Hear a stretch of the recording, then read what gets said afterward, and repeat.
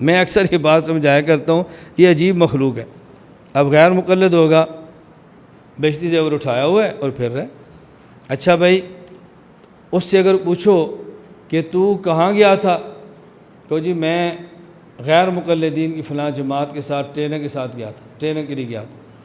کتنے دن ٹریننگ کی ہے؟ 21 دن. تو نے کیا سیکھا ہے؟ کہتا ہے بارود. اب کیا کرتا ہے؟ بیشتی زیور کو چیک کرتا ہے. سیکھا بارود ہے اور چیک بیشتی زیور ہو رہا ہے.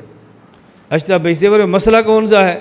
اگر انگلی پر پیشاب لگاؤ چاٹے تو انگلی پاک ہے. میں نے کہا پورے بیشتی زیور صرف گوں اور پیشاب ہی نظر آیا تھا، اور کوئی مسئلہ تجھے نظر نہیں آیا.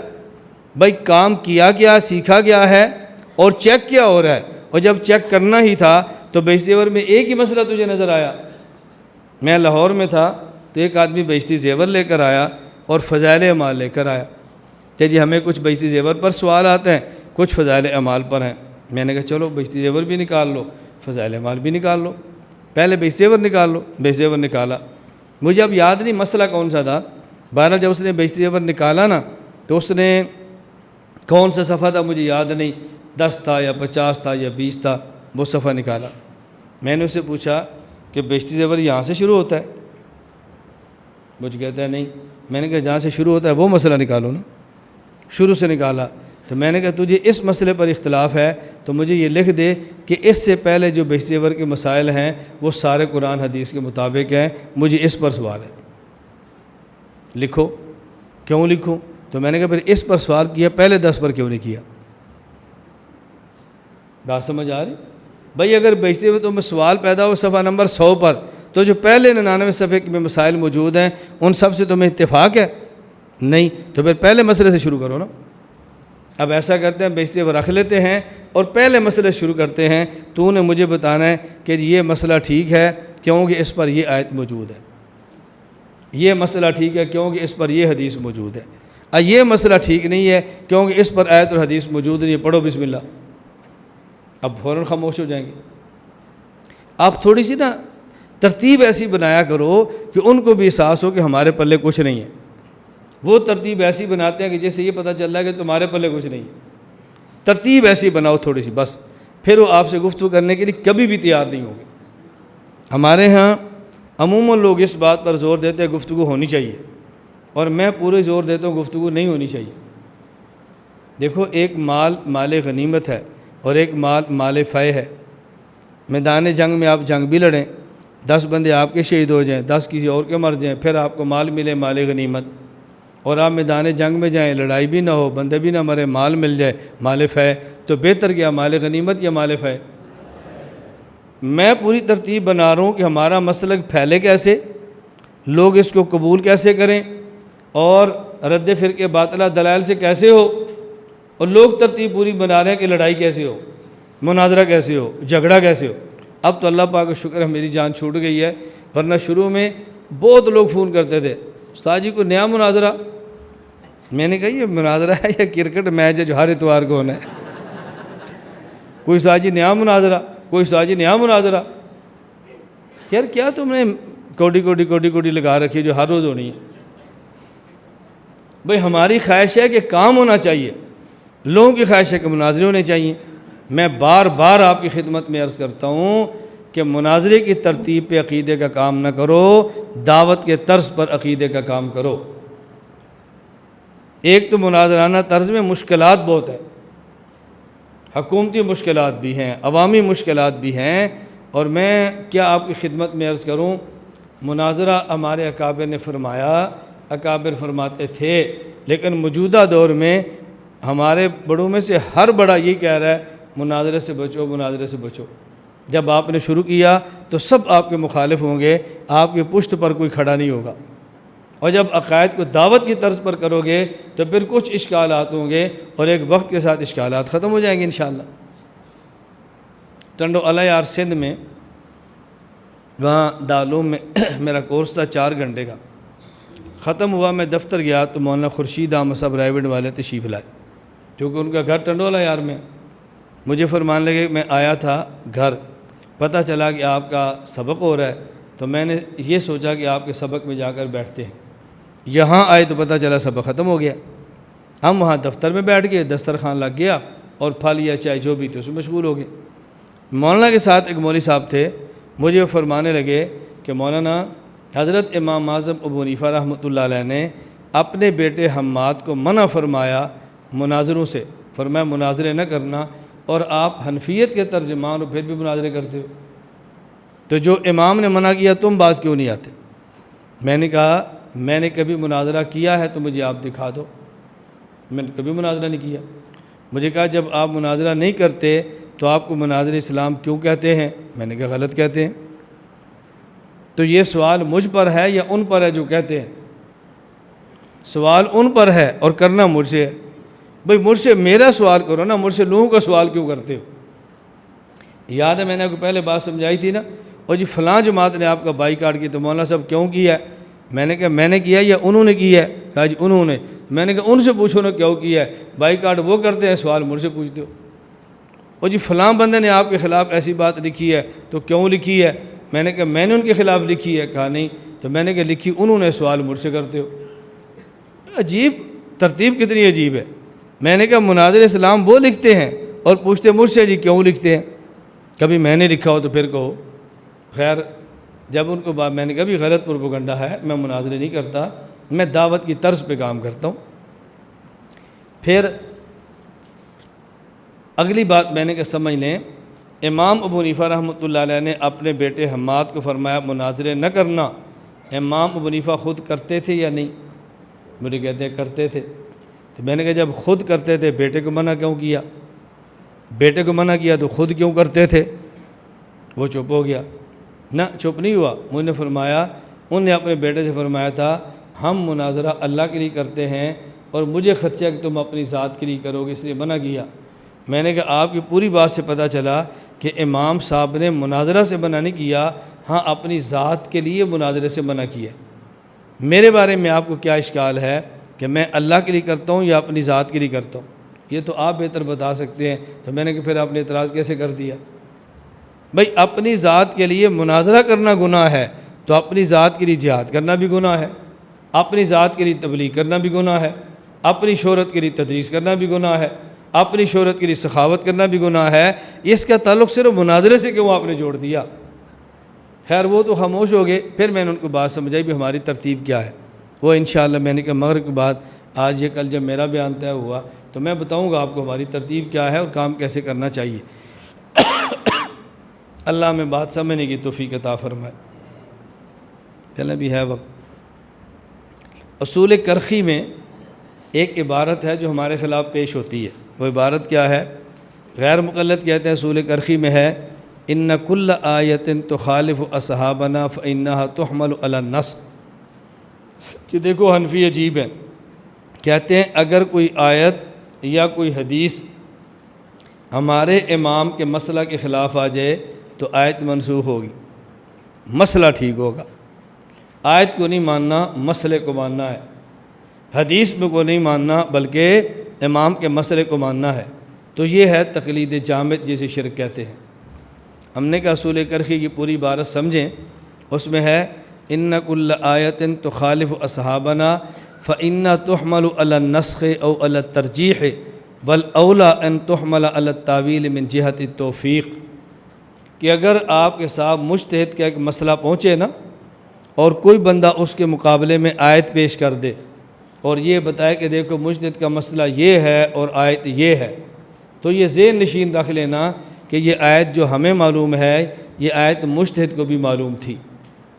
اگر کوئی بندہ کہے نا کہ دیکھو تمہارے مجتہد نے یہ مسئلہ لکھا ہے اور حدیث میں یہ ہے، تو آپ اپنا ذہن بنا لینا کہ یہ حدیث ہمیں معلوم ہے تو ہمارے مجتہد کو بھی معلوم تھی۔ کیوں؟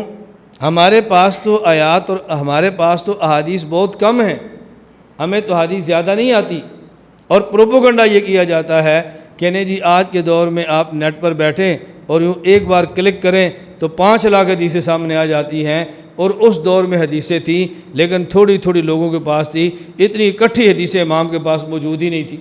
اس لیے امام صاحب نے یہ بھی فرما دیا تھا کہ میں جب مسئلہ پیش کروں نا، اور بہت شریف نیک آدمی تھے کہ ابھی میرے پاس حدیثیں کم ہیں، میں مسئلہ پیش کروں، جب اس کے خلاف کہ تمہیں حدیث ملے نا تو مسئلہ چھوڑ دینا، حدیث کو لے لینا۔ اور تم کہہ رہے ہو اگر مسئلے کے خلاف حدیث آ جائے تو حدیث میں تعویل کرنا مسئلہ نہ چھوڑنا، حدیث کو منسوخ سمجھنا مسئلہ نہ چھوڑنا، حدیث کو مرجو ماننا مسئلہ نہ چھوڑنا۔ امام حنیفہ فرما رہے ہیں حدیث کو لینا مسئلہ چھوڑ دینا، اور تم کہہ رہے ہو مسئلہ نہیں چھوڑنا، حدیث کو منسوخ کہہ دینا۔ ہم نے کہا تمہیں غلط فہمی ہے کہ اس دور میں احادیث ہمارے پاس زیادہ ہیں اور امام ابو حنیفہ کے پاس کم تھی۔ آج اپنے کتب خانے آپ کھول لو اور پھر دیکھو گے آپ کے کتب خانے میں احادیث کی کتنی کتابیں ہیں، ان کو گننا کہ تمہارے پاس حدیثیں ہیں کتنی۔ اور امام ابو حنیفہ اپنے بیٹے حماد کو وصیت فرما رہے ہیں، اس میں وصیت نمبر 19 ہے، اپنے بیٹے کو فرما رہے ہیں وَأَن تَعْمَلَ بِخَمْسَةِ أَحَادِيثَ وَأَن تَعْمَلَ بِخَمْسَةِ أَحَادِيثَ، بیٹا ان 5 احادیث پہ عمل ضرور کرنا، جماعتها من 500,000 جو میں نے 5 لاکھ احادیث میں سے چن کے تجھے دی ہیں، 5 لاکھ احادیث میں سے چن کے تجھے دی ہیں۔ اب بتاؤ امام کے پاس حدیثیں زیادہ تھی یا تمہاری لائبریریوں میں زیادہ ہیں؟ کیوں جھوٹ بولتے ہو کہ اس وقت کے بعد حدیثیں نہیں ہوتی تھی؟ فرق صرف اتنا تھا اللہ نے ان سے کام لینا تھا، ان کو حافظہ بھی ایسا عطا فرمایا تھا، اور ہم سے کام ہی اس درجے کا ہے، ہمارا حافظہ بھی اسی درجے کا ہے۔ ہمیں بار بار قرآن کھول کے دیکھنا پڑتا ہے، بار بار دیکھنا پڑتا ہے۔ کیوں؟ ہم سے کوئی بیعت ہو جائے تو ہم بار بار کہتے ہیں بھی ایک پارہ روز پڑھ لو، ایک پارہ روز پڑھ لو، ایک پارہ روز پڑھ لو، اور ہمارا مرید عالم بھی خط لکھتا ہے کہ شیخ صاحب ایک پارہ بھی مشکل سے پڑھا جاتا ہے، پورا نہیں ہوتا، کیا کروں؟ اور امام حنیفہ وہ عشاء کو کھڑے ہوتے اور فجر تک نفلوں میں قرآن کریم پڑھتے رہتے۔ جو بندہ روزانہ اتنا قرآن پڑھتا ہو، بتاؤ ان کو مسائل کا استحضار کیسے ہوگا؟ حضرت امام شافعی رحمۃ اللہ علیہ شاگرد ہیں امام محمد کے، امام محمد شاگرد ہیں امام ابو حنیفہ کے، امام ابو حنیفہ کا پوتا امام شافعی، ان کی حالت یہ ہے کہ حضرت امام شافعی رحمۃ اللہ علیہ کو سے کسی نے مسئلہ پوچھا اجماع حجت شرعی ہے تو دلیل کیا ہے؟ امام شافعی نے فرمایا پھر بتاؤں گا۔ حضرت امام شافعی 3 دن تک روزانہ ایک قرآن دن کو اور ایک قرآن رات کو 3 دن میں 6 مرتبہ قرآن کریم ختم فرمایا، اور پھر فرمانے لگے اجماع کی حجت ہونے پہ دلیل یہ ہے وَمَن يُشَاقِقِ الرَّسُولَ مِن بَعْدِ مَا تَبَيَّنَ لَهُ الْهُدَىٰ وَيَتَّبِعْ غَيْرَ سَبِيلِ الْمُؤْمِنِينَ۔ ہم 3 دن میں کمپیوٹر جھانکتے رہیں گے، اس امام نے 3 دن میں 6 مرتبہ قرآن پڑھ لیا تھا۔ اصل بات صرف یہی ہے کہ ہماری مصروفیات تباہی کی طرف ہیں، اور ان کی 24 گھنٹے کی مصروفیات وہ قرآن کریم حدیث مبارک کے اندر موجود تھی، اس لیے انہیں الجھن نہیں ہوتی تھی۔ اور امام صاحب 5 لاکھ احادیث سے اپنے بیٹے کو 5 حدیثیں بتا رہے ہیں۔ اب امام صاحب کو اعتماد اتنا تھا اپنے مسائل پہ، اس اعتماد کی بنیاد پہ کہتے میرے مسئلے خلاف کوئی حدیث ملے تو مسئلہ چھوڑ دینا، حدیث لینا اگر تمہیں کوئی ملے۔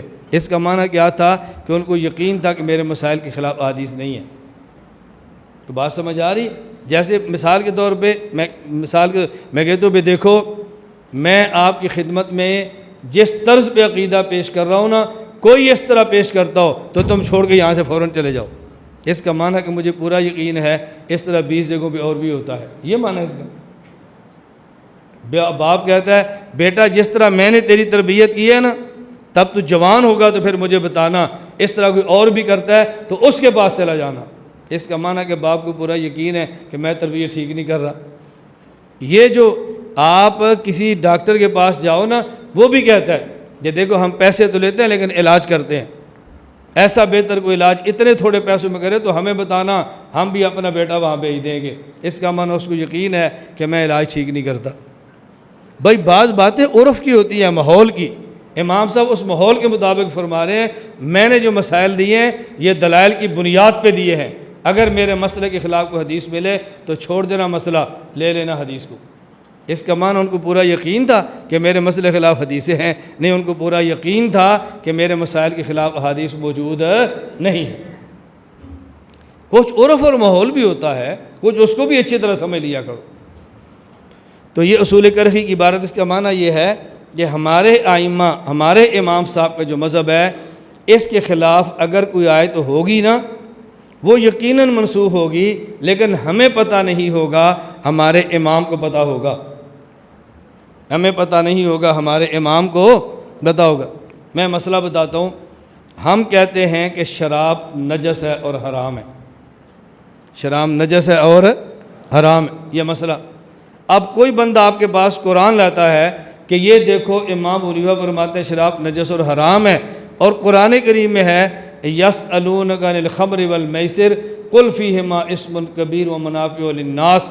اگر کوئی شراب کے بارے میں پوچھنا نا تو بتانا شراب میں فائدہ بھی ہے نقصان بھی ہے، لیکن نقصان زیادہ ہے۔ قرآن کی آیت سے پتہ چل رہا ہے کہ نجس اور حرام نہیں، ابو حنیفہ کہتے ہیں حرام ہے۔ آپ کیا کہو گے؟ کیا کہو گے؟ ہم کہیں گے نہیں یہ مسئلہ ٹھیک ہے اور یہ آیت یقیناً منسوخ ہوگی، لیکن ناسخ آیت کون سی ہے بھائی؟ وہ ہمیں پتہ نہیں ہے، ہمارے امام کو پتہ ہے۔ ناسخ آیت ہے یا نہیں؟ یا ایھا الذین آمنوا انما الخمر والمیسر والانصاب والازلام رجس من عمل الشیطان۔ یہ ذہن بنا دیا گیا، یہ ذہن بنا دیا گیا تاکہ مقلدین ڈٹ جائیں اور چھوٹی چھوٹی بات پہ پریشان نہ ہوں۔ ایک عام آدمی ہے، وہ شراب پیتا ہے، قرآن کی آیتوں کو اس کو نہیں پتہ، اور ایک بندہ اس کو پیسے لیتا ہے اور اس کو شراب پینے پر دلیل دینا چاہتا ہے، اور ساتھ یہ پڑھ دیتا ہے یا ایھا الذین آمنوا لا تقربوا الصلاۃ وانتم سکارى۔ دیکھو بھائی تم شراب پیتے ہو پیتے رہو، بھائی جب نشہ ہو تو نماز نہ پڑھنا، قرآن اتنا ہی منع کیا ہے۔ یہ نہیں کہا کہ شراب پیے ہی نہ کرو، یہ کہا کہ پیو لیکن نشے کی حالت میں نماز نہ پڑھا کرو۔ اب بتاؤ وہ بندہ شراب پیے گا یا چھوڑ دے گا؟ پیے گا۔ کیوں؟ وہ جو حرام ہونے والی آیت ہے اس بیچارے کو تو پتہ ہی نہیں ہے، وہ کہ یار مولوی کہتے ہیں، مولوی کو کیا پتہ، مولوی کو کیا پتہ؟ میں قرآن کی بات کر رہا ہوں تو مولوی کی بات کرتا ہے۔ جب قرآن کہتا ہے جائز ہے، ہاں نشے کی حالت میں نماز نہیں پڑھنی، وہ کہتا ہے جی میں تو پڑھتا ہی نہیں ہوں، نشے کی حالت میں کیا پڑھنی ہے، بس تم پھر پی، شاباش۔ اب بات سمجھ آ گئی؟ اس لیے ہمیں اصول کیا دے دیا گیا کہ جب کوئی مسئلہ امام کا آ جائے اور کوئی بندہ اس کے خلاف حدیث پیش کرے نا تو آپ نے فوراً ذہن بنانا ہے یہ حدیث امام کو بھی معلوم تھی، لیکن اس کے خلاف کوئی حدیث ہے جو ہمیں نہیں پتہ لیکن ہمارے امام کو پتہ ہے۔ ہمارے امام کو مثلا نماز پڑھتے ہیں، جب رکوع جائیں تو رفع الیدین ہم نہیں کرتے۔ اب کوئی بندہ تمہیں بتائے کہ دیکھو امام ابو حنیفہ کا مسئلہ ہے کہ جب رکوع جائیں تو رفع الیدین نہ کریں، اور یہ دیکھو بخاری شریف میں حدیث موجود ہے اللہ کے نبی گئے تو رکوع میں رفع الیدین کیا تھا، تو دیکھو حدیث تمہارے امام کے پاس آ گئی ہے نا، اور تمہارے امام نے فرمایا ہے کہ میرے مسئلے خلاف حدیث آئے تو مسئلہ چھوڑ دینا اور حدیث لے لینا۔ اب آپ نے کہنا نہ، ہمارے امام کے علم میں یہ حدیث بھی تھی، اور جو رفع الیدین نہیں کرتے ہمارے امام کے علم میں وہ حدیث بھی ہے، اور یہ حدیث جو آپ پیش کر رہے ہیں نا یا تو منسوخ ہوگی یا مرجوع ہوگی یا مؤول ہوگی، یا تو پہلے دور کی ہے یا مرجوع ہے راجع نہیں ہے، یا اس میں کوئی اور تعویل ہے جس کا ہمیں نہیں پتہ، ہمارے امام کو پتہ ہے۔ ہمیں نہیں پتہ، ہمارے امام کو پتہ ہے، اس کی ترتیب پر پھر ہم چلتے۔ اور آپ دیکھ لیں جتنی کتب حدیث ہے ایسی کہ جن کتب حدیث میں ایک مسئلے پر دونوں قسم کی روایات آتی ہیں، یہ میری بات سمجھنا۔ بعض کتب حدیث وہ ہیں کہ اس حدیث کتاب کا مصنف ایک مسئلے پر دونوں قسم کی حدیثیں نہیں لاتا، بلکہ وہ مقلد امام شافعی کا ہے تو شوافی والے مسائل پر صرف ایک قسم کی حدیثیں لاتا ہے، دونوں نہیں لاتا۔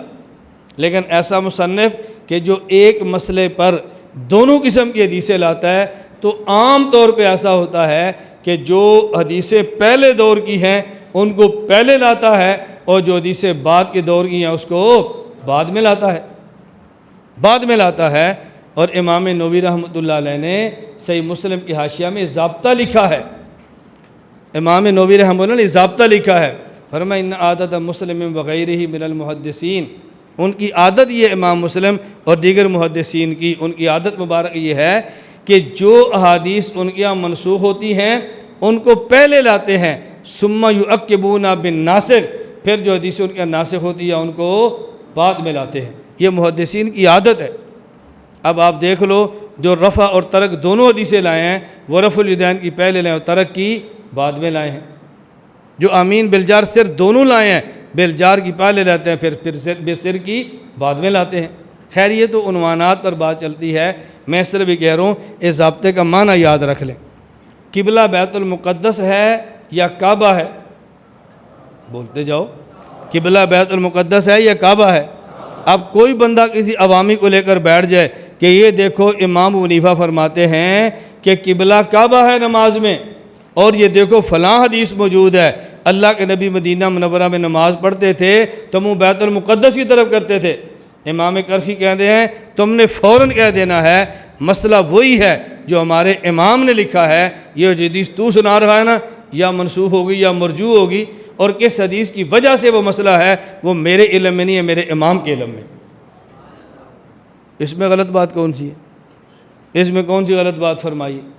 ہمیں اپنے امام پر پورا یقین ہے کہ ہمارا امام آیت یا حدیث کے خلاف مسئلہ نہیں دیتا، بلکہ ان کے پاس دونوں قسم کی حدیث ہوتی ہیں، اور اس نالائق کے پاس ایک حدیث ہے، دوسری قسم کی حدیث موجود نہیں۔ اللہ ہم سب کو اپنے اکابر، اپنے مشائخ، اپنے ائمہ مجتہدین پر اعتماد کرنے کی توفیق عطا فرمائے۔